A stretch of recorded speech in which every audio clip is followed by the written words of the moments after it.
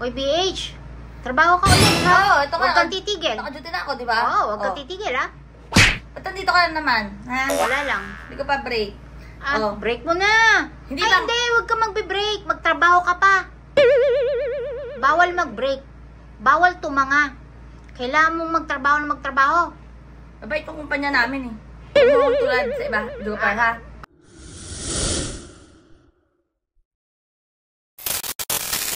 Kung meron ka na naman na sagap, naku, ito na nga mga kabata helmet, ang mga kaabang-abang sa mga sagutan, di ba, Bidyoga po? At meron naman na talaga nagbigay linaw at sumagot. Pero syempre, today sa Berber, happy day sa lahat ng mga bagong pasok sa channel to. Please don't forget to click the subscribe button, tiny bell para lagi kang updated sa lahat ng mga inay para sa nasasaw namin, Bidyoga po.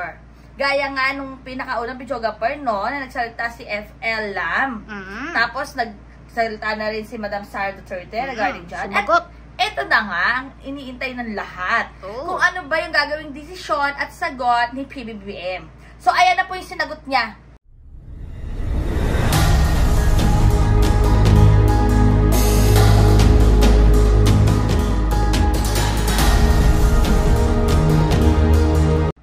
Ang punot dulo lang talaga dyan, hindi aalisin si Madam Sara Duterte. Siya pa rin ang Secretary ng Department of Education. Yes. Stay put ka lang dyan. Yes! Gaya nga na sinabi ni PBBM, no, inaalis or tinatanggal yung mga nakadelegate dyan if hindi na daw functioning or wala naman daw nagagawa. Eh, hindi naman daw ganun si Inday. Hindi siya ganun. Ayan, no, di ba sinabi ni PBBM. So, ayan mga bata helmet. Share nyo na lang dito sa Comsec natin kung ano masasabi nyo regarding dyan. Ano na yung magiging ganap para sa mga Pilipino, para sa Pilipinas. Ito pa, sabi pa nga ni Mr. Harry Roque, no, na top 1 nga si Madam Sara Duterte. Tsaka, bakit tatanggalin? Kasi top 1, no, na siya talaga yung meron nagagawa lang. Eh, paano naman yung mga, Pidjogapur, yung mga research, yung mga... Teka lang, sa survey kasi, depende yan kung sino yung nagpa-survey. Diba? Pero ito na nga, mga kabata helmet, kayo ba, nararamdaman nyo ba ang DepEd or ang Department of Education sa inyong mga anak? Ramdam ba yung mga ipinapatupad? Pero may nabalitaan ako, Bidjogapur. Ano yun? Meron naman daw talagang ipinapatupad ng mga sistema na gano'n. So, kung ako sa inyo mga bata helmet, share nyo na lang dito, baka sakali, diba, na para ma-inform naman ang lahat. Kung ano ba yan, diba? Kasi kung maganda naman talaga at ikakaganda ng bansang Pilipinas, why not coconut? Diba? Pupurihin niya ng lahat. Yes, pero ayan nga mga batang helmet, sabi ko nga sa inyo, abangan ng mga susunod na ganap ng mga kabanata. So, ayun, ibig sabihin, talagang may nagagawa.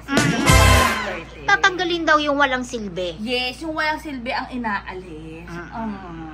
Kayo ba, mga kabatang helmet, ramdam nyo ba yung silbi? Gaya nga na sinabi natin kahapon, no, tungkulin mo at may pananagutang ka. So, ayan. Share nyo nga! Kasi pati ako nagugulahan na eh. Share nyo nga kung may nalalaman na kayo sa 125M. I-share nyo na yan. At saka Bidjogapur, yung mga tree planting nga. Na naging programa daw ng DepEd. Pero ayan na nga, sige. Mismo si PBBM na nagsabi, di ba? Na hindi ganyan si Inday. Ganun. May nagagawa siya. May nagagawa pala. Kayo naman, huwag kayong masyado kayo nega eh. So, ano ba yan? Ramdam ba yung ginagawa? Share nyo nga dito. Sabi ko nga, di ba?